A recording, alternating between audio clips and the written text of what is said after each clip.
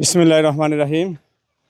বিএনপির প্রতিষ্ঠাবার্ষিকী উপলক্ষে গত বছরই সেপ্টেম্বর মাসে বর্তমানে বিএনপির চেয়ারম্যান বাংলাদেশের প্রধানমন্ত্রী জনাব তারেক রহমান এই সারা বাংলাদেশে ময়লা ডোবা খাল পরিষ্কার পরিচ্ছন্নতা কাজের শুভ উদ্বোধন করেছিলেন এই লেকের দক্ষিণ পাশে ২ নম্বর ব্রিজের গোড়ায়।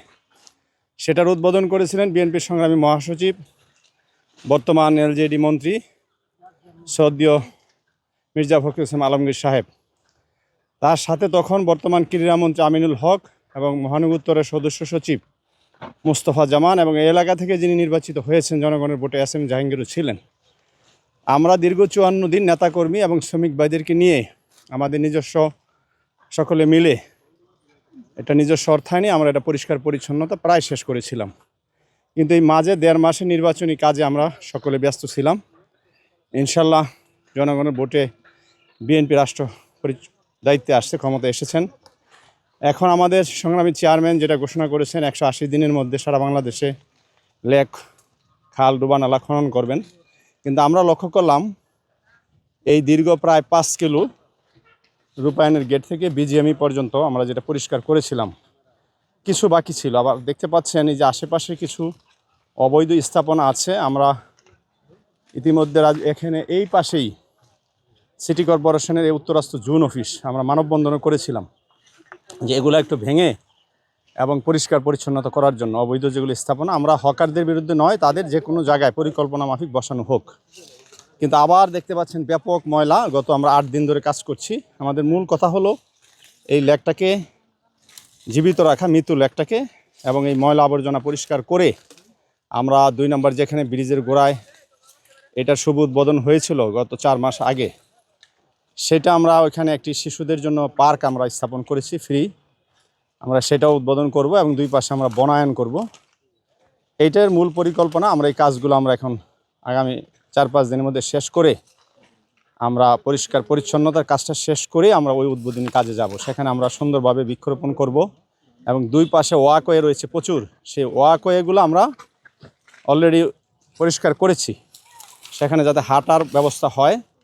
এবং সরকারের কাছে আমাদের বিনীত অনুরোধ, যেহেতু বিএনপি জনগণের ভোটে নির্বাচিত সরকার এবং আমাদের প্রধানমন্ত্রী মাননীয় প্রধানমন্ত্রী ঘোষণা করেছেন, আর এই ঢাকার উত্তরার ওদের স্বপ্ন পূরণে পাশে থাকতে পেরে আমরা গর্বিত। এইটা আপনি এখানে দাঁড়িয়ে বুঝতে পারছেন, যখন আমি না নামছি তারা আমাদের যারা সহপাঠী তারা তো নামছেন না। দ্বিতীয়, আগেও একবার বিএনপির মহাসচিব যখন এর উদ্বোধনের সময় বলেছিলেন যে আমি উদ্বোধন করলাম, ওই দিন আপনারা হয়তো ছিলেন, আমাকে এবং এখানের এস.এম. জাহাঙ্গীর যে এমপি নির্বাচন করেছিলেন, যে বলছে দেখো তোমরা আগে নামো, তাহলে শ্রমিকরা উৎসাহিত। আসলে এত পরিমাণ এখানে বাজে ময়লা, শ্রমিকরাও দেখেন আমাদের সাথে আজকে ২০ জন শ্রমিক ভাই আছে, হ্যাঁ, আর ওই পাশে কিছু শ্রমিক ভাই আছেন, কিন্তু তারাও নামতে চায় না। আসলে সকলেই তো মানুষ আমরা।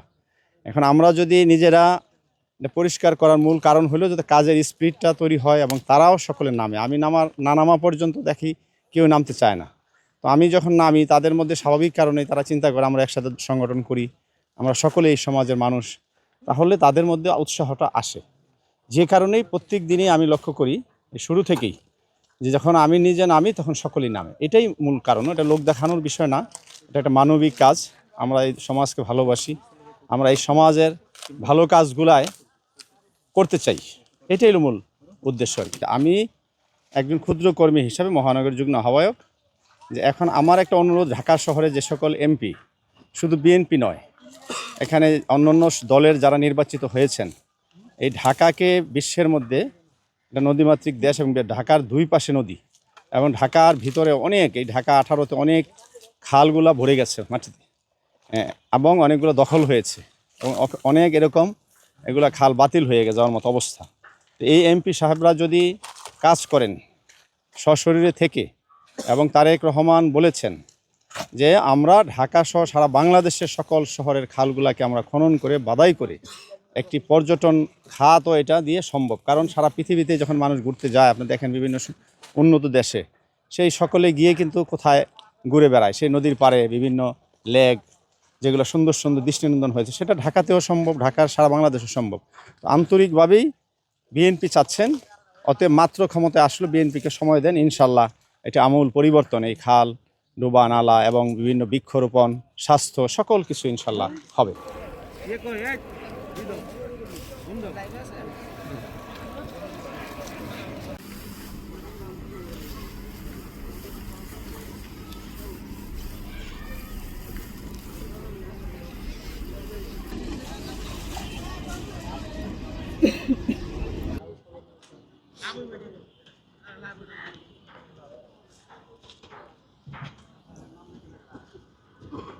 তো মশার কামড়ে তো অসুস্থ হয়ে গেছি আমরা, পরিষ্কার নাই, অনেকদিন পর্যন্ত নোংরা হয়ে আছে, যে কালো পানি যাচ্ছে এগুলো ময়লা ফেলা যাচ্ছে।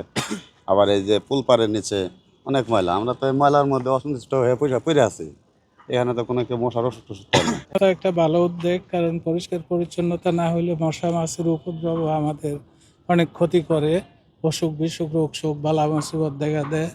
পরিষ্কার পরিচ্ছন্নতা ইমানের অঙ্গ। আসলে এলাকায় আমরা যে থাকি, আমরা এলাকা অতদিন মশার জ্বালায় এবং দুর্গন্ধ, এদিকে চলাফেরা করা যেত না। আমরা যখন ব্রিজ পার হইতাম তখন প্রচুর দুর্গন্ধ হয় এবং মশা দাঁড়ানো যায় না। তো এখন পরিষ্কার পরিচ্ছন্ন কাজ চলতেছে, আশা করি ইনশাল্লাহ ওই মশার থেকে আমরা এখন পরিত্রাণ পাবো ইনশাল্লাহ। এবং বাচ্চাদের, বিশেষ করে আমাদের যে বেবি আছে, হ্যাঁ, ওদেরকে মশারি দিয়েও প্রোটেক্ট করতে পারি না এই মশার জ্বালায়।